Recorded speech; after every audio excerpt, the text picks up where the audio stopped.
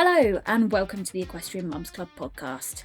We're your hosts, Katie Allen Clark and Sophie Conway, avid equestrians and recent first-time mums. Join us and a herd of other guests as we discuss the wild ride of parenthood and horse care together. Now it's time to take up the reins and walk on into our next episode. Welcome everybody to a new episode of the Equestrian Mums Club podcast. Today we are speaking to a lady that has more job titles than most people. Gemma Dawson. She is an osteopath, Pilates instructor, mummy MOT practitioner and women's health enthusiast. She runs Clinic 124, a multidisciplinary... Oh God, can someone help me say that, Gemma? Multidisciplinary clinic. Does that help? Thank you. Multidisciplinary clinic, easy for you to say. Yeah, well practiced. Dealing with all aspects of health, which she runs alongside her own osteopathic practice and a Pilates studio. I mean, this is making me tired just saying it. The Pilates studio, Whitstable. She is also a wife, mother, and fellow horse enthusiast. So we can't wait to find out a bit more about her life and her work, how she fits all of this in, and also, and more importantly, get some much needed advice on how to make ourselves feel the best that we can in postpartum life for ourselves and our babies, and how to look after ourselves a bit better, maybe. So, hey, Gemma. Hi. You've already spoken because I can't speak. I have. Yeah, I've already introduced myself slightly. I actually cannot believe how many job titles you have. That is insane, Gemma. How do you keep up with it all? It's just the hats, I think. There's many different approaches and different ways to work. So I take time for my work regularly. It's not just a job, it's an absolute passion. And one job has led to the other. So I'm an osteopath. I also teach Pilates, and those two really go well together. And then through my own experience of being a mum, it led me into women's health and understanding kind of what's needed for women postpartum. And I've taken that on to do the mummy MOT along with other training to kind of help women understand what's going on for them and how they can do things for themselves to improve. And that to me is the biggest thing is, knowledge is power. Give it back to the mums. And I mean, there's not much that mums can't do, let's be honest. So with that behind you, you can fly anywhere. Yeah, totally. I fully appreciate you. Thank you for helping mums around the world. Do you want to tell us, and obviously listeners, a bit about your kind of horsey background and life as well? Yeah, so I currently live in Kent, but I come from Cheshire, up near the Peak District. So I was a very enthusiastic 5-year-old with riding lessons. I was never allowed a pony because my parents really don't like horses at all. I seem to have married a person that doesn't like horses either. And then I was really lucky to inherit some money and be able to buy a pony. That meant getting a job when I was 13 to pay for it and doing all kinds of interesting things just to make sure that the pony got fed. And then after that, I've always had a horse. I brought a horse down to university in Kent with me. And yeah, we're kind of 30 odd years later. I think I'm more passionate now than I was when I was 5, hanging those signs around my neck because I wasn't allowed to say, can I have a pony? So I used to hang a sign saying, can I have a pony around my neck? You say that one more time. So I wrote a sign Gemma, instead. honestly, I've got you've just reminded me of a really funny thing that I did when I was young, which was I made my brother called Childline and tell them that mum couldn't buy me a horse. That actually happened. Did it work? No, it didn't, and they had to send a social services person around. Because you couldn't get a pony. No, they did not. Yeah. No. They had to just to have a chat to mum, but apparently the whole thing was absolutely hilarious. And yeah. Can you imagine? I know. I'm sure my poor brother, I made him do all sorts. Is he older or younger? Younger. bullied him. Anyway, moving on from there, it just reminded me of that I story. didn't quite go to that extreme, but yeah, so I think that's my thing, is that I have always been wanted to be around horses. I like having it as my passion, and I like incorporating what I do as an osteopath into the way I think around horses, which is bringing up obviously this collaboration and some other future things as well, which is really exciting. Um, but yeah, horses for me, it's, if you see me daydreaming, it's either food or horses. That's it. That's what I'm thinking about.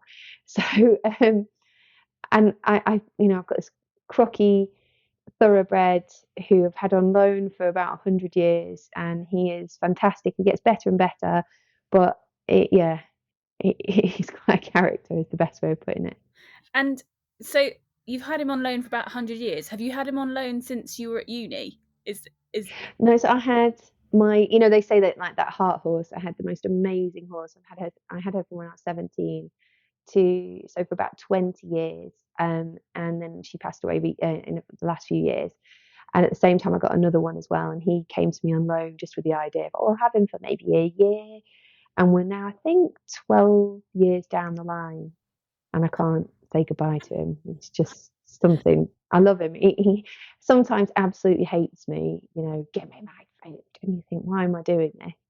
But he is a typical thoroughbred. He prefers a relationship with one person, and I trust him completely to carry me over the jumps that I keep pushing him to go. When I say pushing, I don't push him, but we had a dream. Like, this sounds sad, but before I knew I wanted another baby, so I thought, I'm going to have a year of riding my pony, and we're going to go and do loads of stuff, and we're actually going to accomplish it. Because how many times do you tell yourself, oh, next year is going to be our year, and you never quite get there? Something, it's either you or them. So we did it. We went and did lots of cross country and course hire and things like that. So it's been great. Oh, lovely. And do you have any ponies for the kids? And how many kids do you have? I've got 3. So I have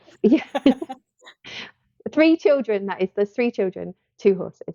So I've got an older son who is 8, and then I've got my daughter who's 5, and then we've got a younger baby who's 8 months. And so for my daughter, we've just recently got a lone pony who that we're taking out and about trotting around.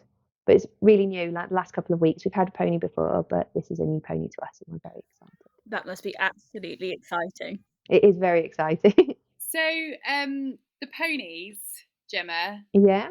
Did the kids ask for a pony, or is that something that you have decided for them? I don't know. This has been a bit of a bone of contention with my husband, who is extremely anti-horse, because obviously, I don't know about you guys, but I'm just going to be there for 2 minutes. I'll be back. I'm just going to give them their feeds. 3 hours later, I come back, and there's always some emergency, or you get chatting to someone.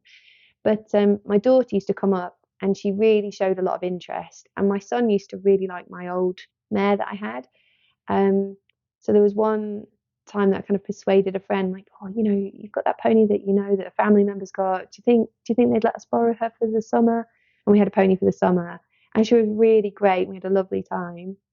And so when it came to winter, and she wasn't quite the fit, because I'm quite an independent person. I think, right, I'm going to do something. I want to do it now. So I like to do things. We go off walking all by ourselves with the dog and stuff.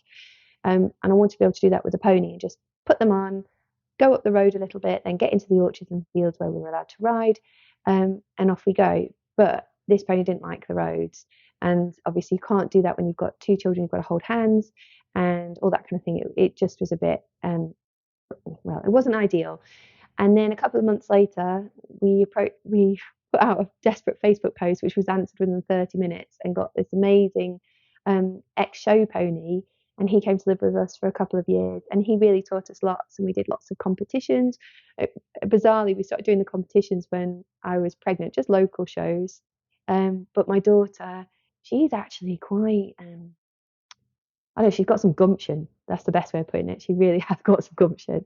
She's quite a character. We describe her as something else, because there's no other words for it. She is something else. So when we've done these competitions, she's like, Mummy, I only want to do this high. And then she'd see it and she'd be like, no, I want to do more. And so she calls 40 centimetres 2 and 2s. She's like, I've got to do the 40 centimetres lead rein. Aww. But she was loving it, and she was getting the rosettes. It was her favourite thing. So, I mean, sometimes we would be the only person entered into that class, so she would get a rosette, but we didn't tell her that, you know. So, Oh, that's amazing. but I think it has spread. I think the pony bug has spread, and especially with the new pony, they seem really keen. So, Gemma, I think you're quite brave, you know. I think you're gumption yourself, because to take on a new pony while you're pregnant is actually quite, I still think that's, you know, it doesn't matter how big they are, they can still get away with absolute, like, you know, mishaps left, right and centre. we had the older pony while I was pregnant, and he then went over the summer, and then just in recent weeks got the new one. But it was the idea of doing stuff, because I've got transport now, and I was like, well, you know, I never got a chance to go out to shows because I never did any of that. I was just a riding club person, riding school. So I thought, why don't we just go and have a play and keep it interesting? I don't know about you guys, but I mean, obviously your little ones are younger, but she's got everyone's dream of having a pony. I mean, she just hadn't had to call Childline or anything. She hasn't had to put a sign around her neck, but she's still, I think that they need the enthusiasm. So we're looking to do Pony Club next, but I didn't want to do the commitment of that while I was heavily pregnant. So we did the little shows.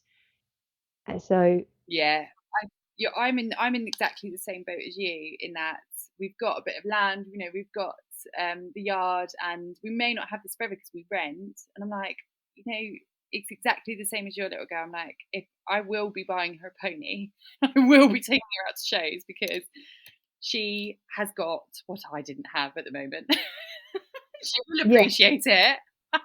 I'm doing the Yeah. exact same, guys, and I've got a non-horsey husband as well, Gemma. Like, he is, I mean, right now I would say he's probably the most anti-horse he's ever been. Is that because there's somebody else in the mix now? That's because my horse is lame intermittently at the Oh moment. no. But and he has to listen to it all the time and pay for it because I'm on maternity leave, which he's loving. But no, I think I'm exactly the same. Like, I had riding school background until I was sort of 14, I think. And that's when you do your like work experience? And I went to go and do a work experience at like a point to point yard. I don't know what I was thinking. Yeah. And then came away with a horse and stayed basically at that yard, which was really like such a weird turn of events, but there you go. But I would say I'm definitely like more of a riding school background, because my parents just weren't into it, so they'd just do anything to give me childcare. So now I'm kind of like, we've got the stables at home, we've got a little bit of land, we've got somewhere to do some riding. Rafe's gonna have a pony like literally tomorrow. It's a one on the waiting list already. It actually really is. So Shetland pony incoming. Oh, that's amazing. Can we just move on to your, I suppose it's work, but you know, it is your passion other than horses, and talk about, well, first of all, actually, I'd really love to talk about the osteopathy, and can you just tell us what it is first of all, which I know sounds really stupid, yeah. Well, it's a tricky one, because when I first trained to be an osteopath, I went to do my training was like 20 odd years ago, nobody really knew what osteopaths were. I came down from the north, and I said to people, I'm going to go and train and be an osteopath. Nobody knew what I was talking about. Maybe one or two people. Now you can't click a back without finding an osteopath. I mean, the southeast has always been like that because it's the centre of osteopathy. You've got them in London and things. But osteopaths, they look at that. Well, we are primary healthcare practitioners. By that, you don't have to go to your GP first. You can come along straight away and see us, and that can be for a whole broad spectrum of problems. And we don't just do backs. We look at necks, elbows, feet. Some people come in for headaches or other ongoing conditions, or maybe there are patients already and they say, could you just look at this, or is there anything to do for that? But what we do is we approach the body by using kind of like a whole body approach. So you consider that person might have come in with a backache, but it could be because they hurt their ankle or their foot 5 years ago and they've been walking funny from that.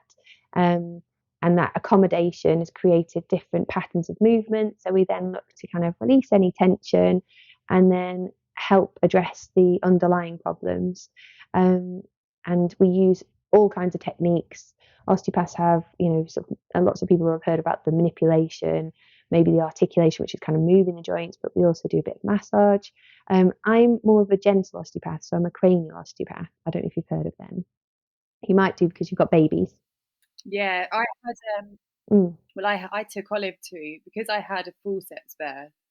I took Olive, my little girl, to a cranial osteopath. I think quite early on. I can't remember how old she was, but I just wanted to get her checked. And actually, they said that considering she'd been a forceps baby, she actually was okay. They just did a little bit with her, but yeah, the reason I asked is because when I took her to that, I didn't know why I was taking her. I just was recommended it and I went, but I didn't know why. Yeah. And that's the thing. A lot of people, when I say I'm a cranial osteopath, they're like, oh, that's for babies. And they think of babies like, I'm going to use this in a non-derogatory way, but like funny shaped heads. They've had forceps and maybe their head is kind of pulled to the side, or they've got a neck ache, or maybe, people use the word colic a lot, maybe they're having feeding issues, but it isn't just for children. I use it with all my patients and I have really amazing results. I'm kind of the osteopath that people come to when they've tried other places and they don't know what else to do. Just on the off chance, because they think, well, I've heard about that weird woman down the road. And so they come to me, and because it is very gentle. But as you say, you kind of don't know why you're going, and it is very gentle. It looks like nothing's happening, but we're working with the fascia. So I don't know if you know much about fascia. No. It's a connective tissue, basically. So every other tissue in your body has this connective layer over the top of it. Forgive me for vegetarian, but the best way to describe it is, that sinewy layer you see over a chicken breast. Yeah. It's a bit like that. There's different types, there's different areas of tissue surrounding different parts of the body, but your organs have got coatings. It runs in and out of your muscle fibers, closely adheres to your joints, and even invests in the bone as well. So it really does hold everything together. And that's what we look to work with and make you more comfortable, not just kind of push and pull you around, try and kind of unwind some of this stuff that's maybe developed over time. And especially for horse riders, I mean, we talk about kids being on ponies, but how many times do you do what we call in our family a roly-poly superhero, where you kind of go over the top and land on the floor, and then you're told to get back on again? So there's a lot of kind of I've done that. Aches and pains or things that we've done. Yeah, I've done that a few times, and I can remember it so well because the horse jumped the jump. It was double. He jumped the first part of the double, pecked in the middle, and I went over the top of his head and into the next jump. And so, and then I think I slipped a disc. I did something horrible anyway, but I can't remember. But that's when I should have met you. Yeah. I was living in Kent then as well, Gemma. Yeah, exactly. You were in Kent. You were nearby. That's so annoying. The thing is, you think, I'm fine, I'm okay, even though you're in pain and stuff, and you take what's around you, you kind of go with it, don't you? And if everyone's like, oh, you'll be back on the horse, because that's what we're like, isn't it, as horse riders? You'll be back on soon. So I've got a question actually, which is not it's just something that I thought of. But how do you think that we owe it to our horses to be checked over and to make sure that we're in good working order to be able to ride properly? Yeah, I actually have a post on my Instagram about this. It's more about being riding fit, but I think if so I was saying earlier about if you want to set goals or keep your horse working well and keep them comfortable as well as happy, they need to have a level of comfort. And I mean, you don't watch them all the time in the field, and they get up to all kinds of things. I mean, my old mare, she used to fall over. I don't know how she did it, but she used to fall over more times than I think she was standing up. So to keep her nice and supple, she used to do like physio and things. And then I would do exercises to stretch them. So my old thoroughbred now does his little carrot stretches every day. Stretch out his legs as well. and then he has his physio regularly to keep him going. So I kind of make sure that he's physically well. But to do that, I've also got to be physically well too. So I do my stretches and I try and get my fitness up without asking too much from him to carry me. No, it's not. It's me. It's So that is You gone? something that I mean, I don't know. It's not something I ever do. Is think about my own body until it really hurts. I do think about my horse's body all the time, like you said. You know, I do carry stretches. I get chiro out for him. I get physio out for him. Yeah. And he has massages. He has his magnetic rug on, and I'm sitting here with like my shoulders around the top of my eyebrows, and so I can't. Yeah. So put that on your horse. Like, Yeah, I know. if you think you're going to sit on your horse and your shoulders are, I mean, it's classic, isn't it? For mums, we'll hold it in our jaw, we'll hold it in our shoulders, we'll be holding our breath like, I've got to do X, Y, and Z all before 10 o'clock, and I'm going to get a nice ride out of you. And poor horse has got to carry that. And so if you're not loose and relaxed, that's the starting point. But even as a mum, you should be doing stuff. Yeah. Well, also, and I think this, as a mum, you do also need to look after yourself. I am so guilty of this. I don't know why I'm telling everybody else to do it, and I've not done this at all ever. But my back is so bad at the moment that when I go to put Olive down to sleep, I jerk her awake because I can't reach down into the cot enough. And I'm like, you're going to spasm. Yeah. I am an older mum. Like didn't have her until I was 34, so it's not like I'm still a young whippersnapper. But yeah, it's so important. So anyway, can you tell me some of the techniques that you use? So for my patients, I'd be using all kinds of different sort of stretches. We'll be doing soft tissue work, which is like massage. We'll move, maybe a bit of manipulation, but then we'll do cranial osteopathy quite a lot of the time. It's the stuff that I like to give people to go home with. I like them to have a few exercises. So like for your back, you were saying about leaning forwards, it's difficult. I'd just be telling you before you get in and out of bed, bring your knees very gently towards your chest. You're not looking to touch your chest, but just bring the knees lying on your back, bring your knees towards your chest. Breathe into your back, because we often just we think about breathing into the tummy. So get your breath into your back and do that for 3 deep breaths, and then get yourself out of bed and then do the same to get in. And it will just help you, because classically, where we're holding baby, we're kind of leaning back quite a lot. And so your muscle goes into spasm. Then you're asking it to stretch to go all the way down to the bottom of the cot, and that's tricky. So it is these little bits of advice that I think are really key outside of the treatment room. The getting in and out of bed slowly, yeah, is such great advice.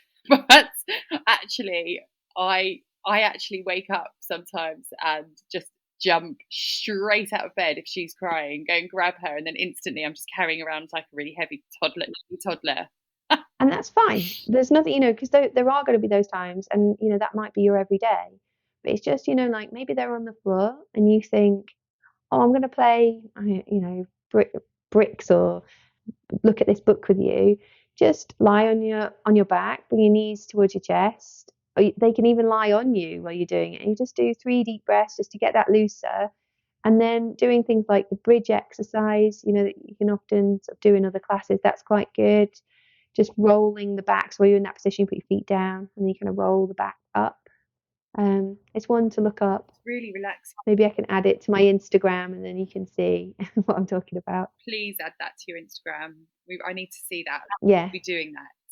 And there's another one on my Instagram that I call the Lazy Angel. You lie on your side and you swing your arm over your head, and that's a really lovely one, just to loosen up the side of the ribs. And again, you can have baby there sitting with you, playing, you're reading a book. Just make it so that it's accessible. I think that's the key, isn't it? Is to have these little tricks and tips to kind of help you be healthy through your body without having to commit to anything. Because that as soon as you have to commit to something, that then becomes a bit daunting. Yeah. But if you're doing them every day anyway, and then you feel like you do want to commit to something, then I think for me, that's what I would do, because I know what I'm like. And yeah, just laying on the floor with Olive, which I do a lot, adding some sort of exercise into that, which can stretch you and help you to feel a little bit better, would be great. Thank you, Gemma.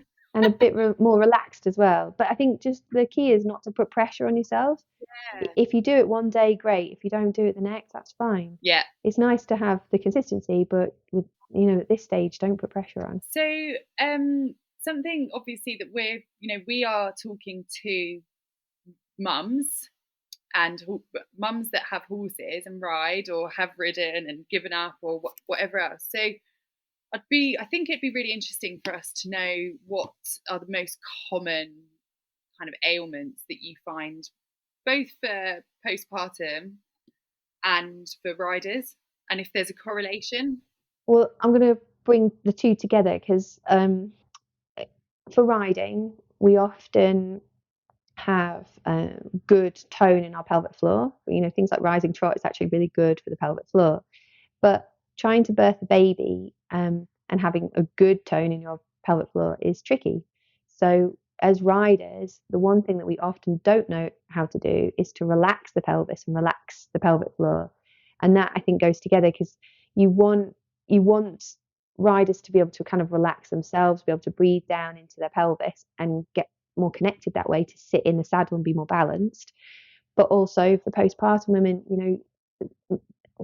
even if you don't go on and have a normal, I say normal, but I mean a vaginal delivery, you have a C-section for whatever reason, you've still carried that baby for 9 months on your pelvic floor. So the pelvic floor has done quite a lot.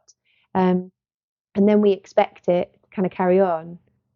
And so they can often be hypertonic, which there's more tone in the pelvic floor. So the biggest thing I'd say is the fact that we don't know how to relax. Do you know, that's so interesting because I've been thinking about this for a little while now because I had a C-section and everyone obviously always goes on about your pelvic floor and how like important it is and how you should be strengthening it. And I'm thinking to myself, I actually don't feel any different. Like I don't feel different from having Rafe. Granted, I mean, like I feel like I've healed well and life is good. Like I'm not incontinent, which is great. But Yeah. now that you've said that, that really clarifies a few things for me. Actually, even if I've carried him, I've still got some pelvic tone that's been like changed since holding him. And how do you know how to relax it? That's the big thing. And also, like you've been given this piece of advice. It's probably a sheet like, oh, do your pelvic floor exercises. Do you know how to do your pelvic floor? That's the thing. We should know how to be able to contract our pelvic floor, but we should equally know how to relax it. You speaking about relaxing pelvic floor is genuinely making me want to wee. And Katie, I'm so glad that you're not incontinent, but I think that's for the majority of pregnant or postpartum women when I say that I have definitely wet myself at one point or two. It's normal, but we shouldn't be kind of saying it's normal. Like this kind of thing happens, but actually it's what do you do about it? So to be saying, oh yeah, that's normal, that's fine, and crack on, it's okay because it does happen, but we don't want you to be doing that all the time. So it's good to speak about it. I thought I was abnormal. I thought I was really abnormal. That like I wasn't weeing myself left, right, and centre. You are. But thank you for clarifying.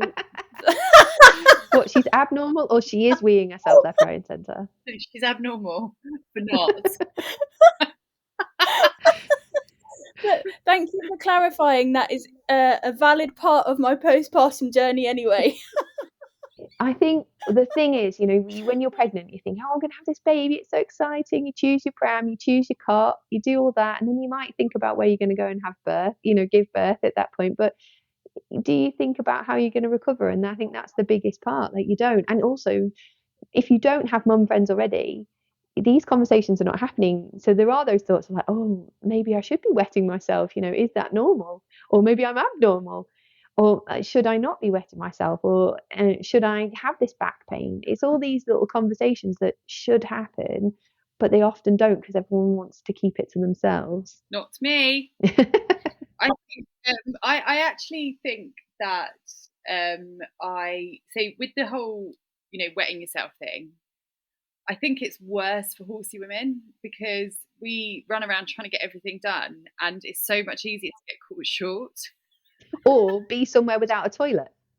That's the thing. You think, oh, you've got to go in your stable or something, but On the muck heap I've been, or like in stinging metals. I can remember just generally chaotic toilet sessions. Anyway, Well, let's can I move add on? something to that?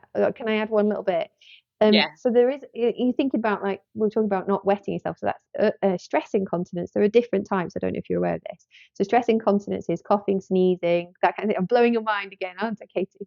Um, and so that's the stress incontinence because you're putting pressure on your pelvic floor and then there's a leak. But there's another thing called urge incontinence, or sometimes referred to as lock key. And it's where you because it commonly happens where you think, oh, I could go to the toilet, and you're putting your key in the lock and then you can't get the door to open quick enough before you get to the toilet. So that's urge incontinence. And for a lot of women where you're not actually doing anything, like you're running around, then suddenly like, I haven't been for 2 hours, I'm about to have a problem. That's the issue. Oh, that's when you're literally like, the minute you think I need a wee, it sort of starts coming. It can do, but what can happen, especially postpartum, is where you've kind of created this nervous link, so neurological link to the brain, where it's like, oh, I'll just do it. I can't really tell if my bladder's full or not, so I'm going to do that little wee before I leave the house. And then you get into the habit of doing the just in case wee. And then also, as horse riders, we go and have cups of tea and things. Just, that might be your only bit of hydration for the day. So you're not keeping yourself hydrated, which irritates the bladder. You might pick at quick drinks like fizzy carbonated drinks or cups of tea, caffeinated, and they also irritate the bladder. So that can add into this urge incontinence too. So avoid the just in case wheeze, and maybe look at, if you are having this problem, look at what you're actually putting in and are you actually drinking the right kind of fluid. And if you do get this and you're getting that urge, think about just trying to breathe, count to 10, try and relax a bit, where you can do it that you're safe and you don't feel like, oh, if I do need to go, I can get to the toilet quickly, but just try and distract your brain for a bit and then go and have your wee. So the oh god, sorry, I forgot what I was going to say. Katie, you go. It's gone. I had a really important thing to say, but it's gone. It's because Sorry. I need a wee now because we're talking about it. You've genuinely blown my mind. I didn't know there were so many things to know about, like, incontinence and bladder and weeing and anyway, this is just like just thrown me for a loop. Kind of going on from that then. So you're a mummy MOT practitioner. What Mm-hmm. does that actually involve, and is this part of that conversation that you have with people? Yeah, so this kind of information, this is just tip of the iceberg type stuff. And I wouldn't say that I'm the world's leading expert, but this is just some of the basic conversations that we have, or maybe I'll signpost someone to somebody else that is kind of more specialized in bladder issues, etc. But the mummy MOT is a comprehensive postnatal checkup, kind of the thing that you hope for at your 6-week check. We actually sit you down and say, how was your pregnancy? How was your birth? Talk over any problems you might have had with urinary incontinence, bowel incontinence, periods, just your general mood and your health, as well as kind of any kind of sexual issues that people might have, and then other aches and pains that may have come about either before or after baby. And then if you've got any goals in life, so maybe whether it's you're going to ride your horse again or you want to go and run a marathon, trying to get you not that bounce back, because I really don't believe in that, but trying to give you the knowledge to look after yourself, and also an insight into what your body's doing right now and how we can take it forwards. So then from there, we kind of have a look at you, how you're standing, tell you where's tight, what's not working, and then have a look at how you move. And then we look at the abdominals for diastasis. I don't know if you've heard that, like a separation.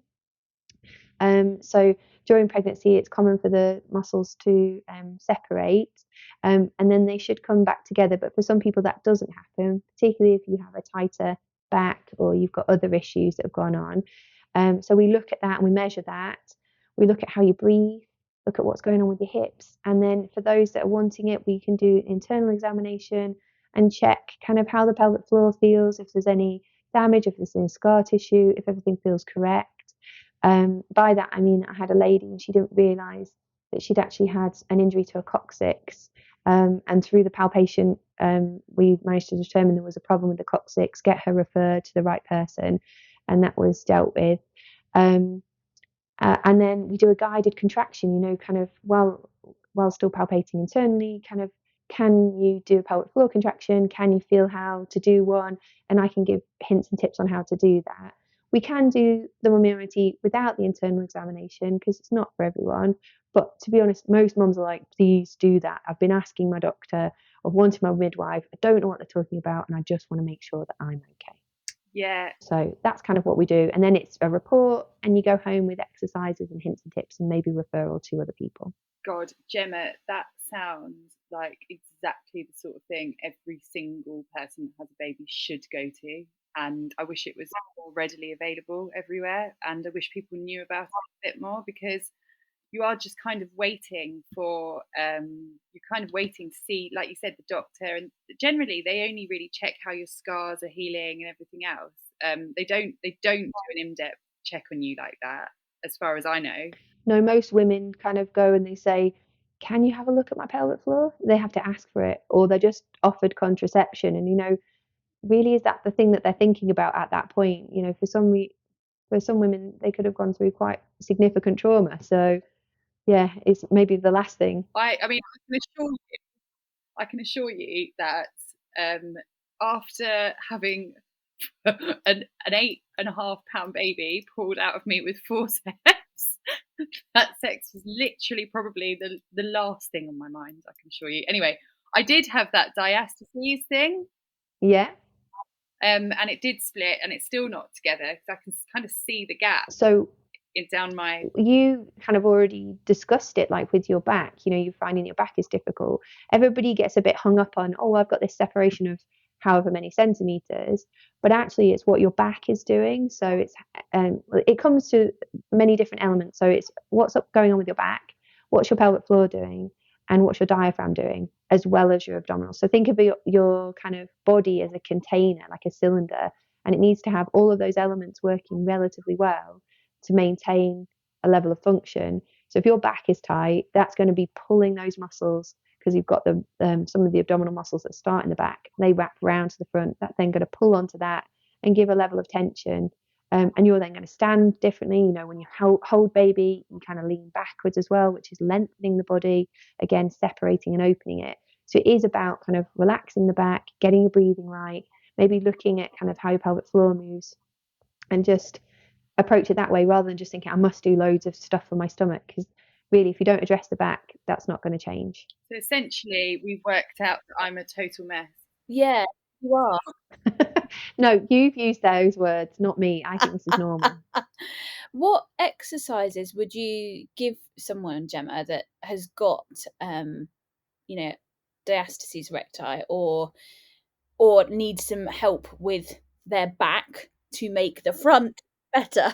Okay. Yeah. So I think because obviously it comes down to the individual, so I don't want to be giving out lots of advice that can be maybe a bit difficult for someone. But I think the biggest thing that I can say to help your pelvic floor, help your back, relax you, and to get that tummy kind of working differently, would be to breathe. So by that, I mean thinking about breathing into the lower ribs and feeling the ribs move out to the side. So you could put your hands around your lower ribs and kind of gather your fingers in there, and you draw the air in, and you can imagine where your hands are. You've got balloons, and you're going to blow up those balloons so those ribs move out to the side. But I can see that Katie's getting tight in her tongue, so she has to relax her mouth and her jaw a little bit. That's it. So you're probably going to like this next one. So if the balloon idea, the image of that doesn't work, drawing that air in and blowing up those balloons, you could imagine where your hands are on your lower ribs, that you've got gills like a fish, and draw the air in through the gills.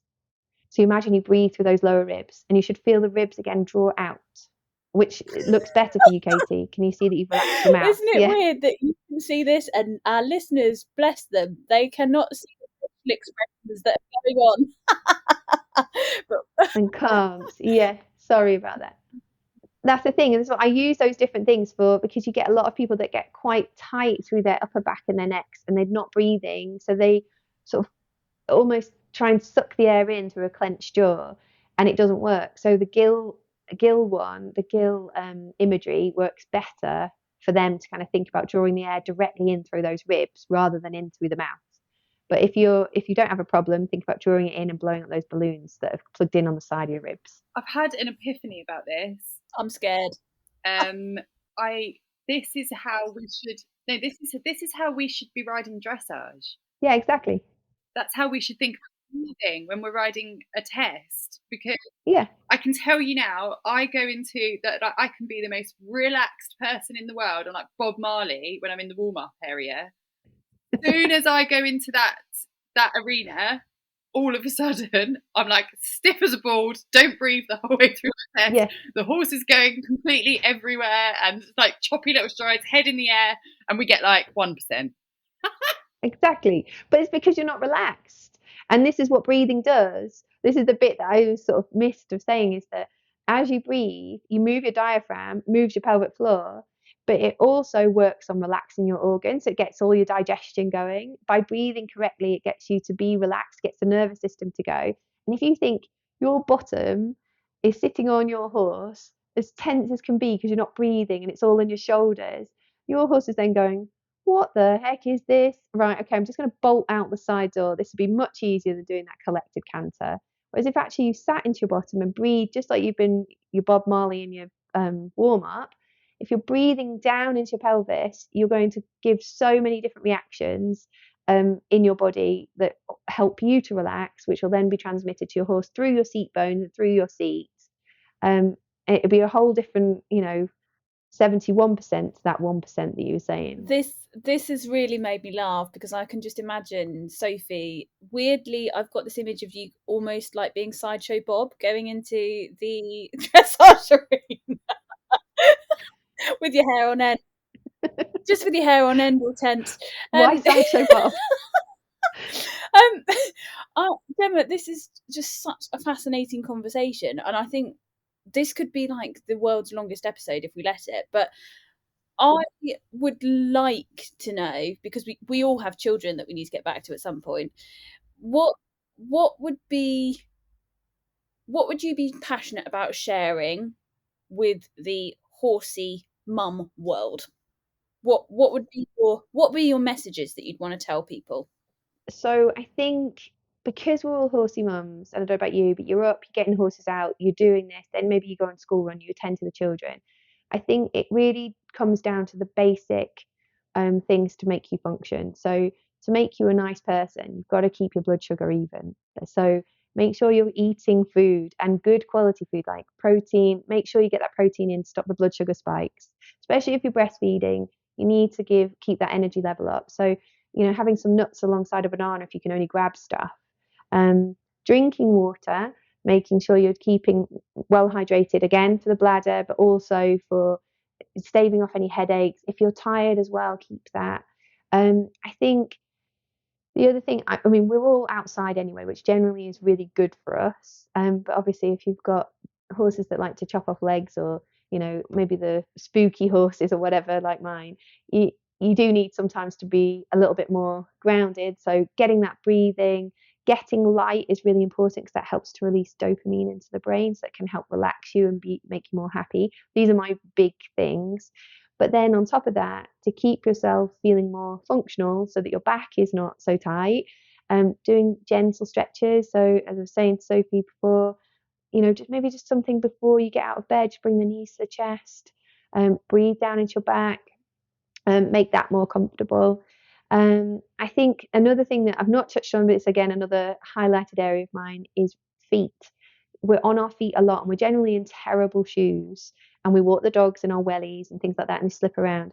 So release the feet. So get yourself a spiky massage ball or a tennis ball, make sure the dog doesn't get hold of it, and run it underneath your foot. Relax the foot, which will translate into riding, because your foot will sit better in the stirrup. It will relax the muscles as well.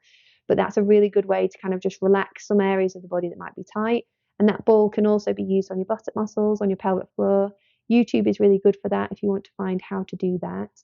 And yeah, horse riders, we tend to have big quadricep muscles, so the muscles on the front of the thigh. Stretching those is a good thing to do. And for most mums as well, we tend to walk around a lot. carrying baby, so they get quite tight too. So stretching them.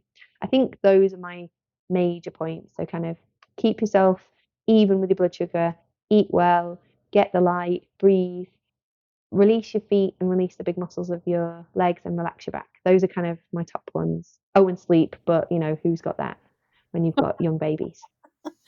Oh my gosh, this has literally been the best conversation, and I feel like I want to see you a bit more for my own personal needs, even though you're so far away. So, Gemma, how do people get in touch with you if they want to speak to you? If they want to speak to me, you can contact me through Instagram, which is Osteo by the Sea, or you can look me up as Gemma Dawson, registered osteopath.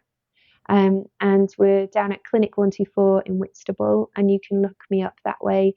Do send emails if you want to see me. If you're in Kent and you want to come over and have a treatment, you can drop us an email, give us a call at the clinic. Or if you've got any queries or questions, I'm happy to help and answer. Maybe it's just signposting to the right person in your area. Just drop me a message on Instagram. Oh, you absolute legend.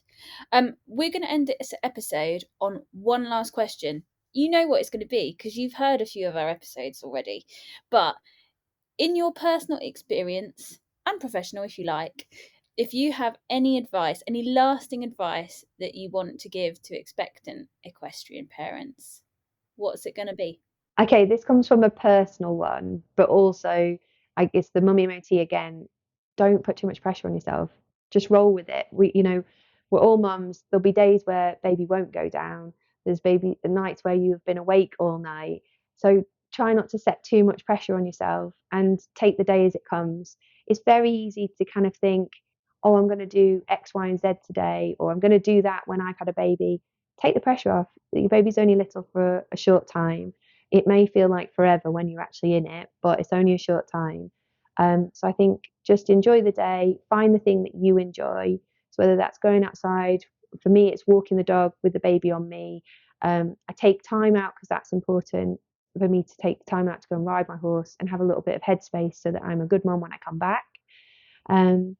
But I think it is just making the plans for you postpartum and how you think you want to spend your time. It's not without putting pressure on yourself. I think that's my biggest thing. Amazing advice. So, I thought you were going to say something. I was like, oh, she's on mute. That's why.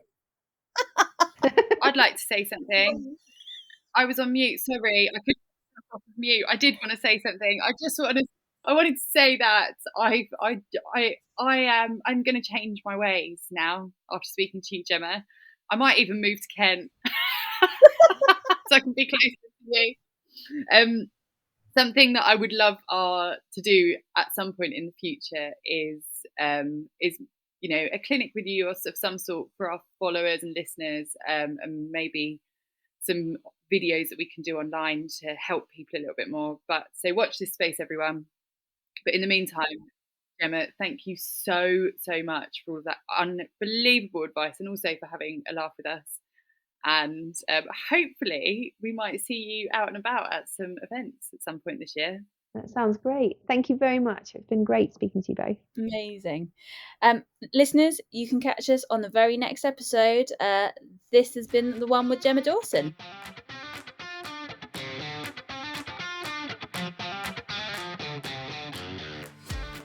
Thanks for listening to another episode from the Equestrian Mums Club. It's been great to have you along for the ride. We've been your hosts, Katie Allen Clark and Sophie Conway. Make sure to hit the follow button to hear more from us as we dig deeper into the world of ponies and parenthood. And until next time, stay smiling, safe, and stay sane.